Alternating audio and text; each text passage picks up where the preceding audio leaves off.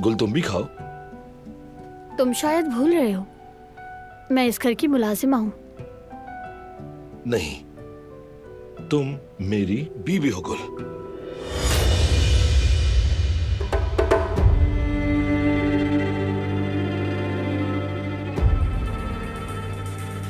गुल साहिबा, तुमने इस्त्री फिर ठीक से नहीं की। हर कपड़ा शिकनानी है। अगर तुमसे नहीं होता तो साफ साफ मुझे बता दो कि तुम नहीं कर सकती।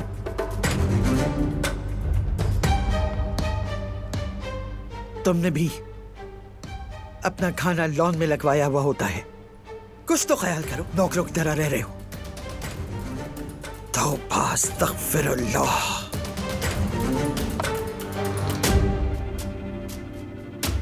गुल, ये बात मुझे बहुत बुरी लगती है। जाने दो, अब इन सब बातों की आदत हो गई है मुझे। सबको बता देते हैं कि हम शादीशुदा हैं। मजीद इंतजार नहीं होता अब मुझसे। कब तक ये बात हम सबसे छुपा के रखेंगे? तुम ही कुछ बताओ गुल।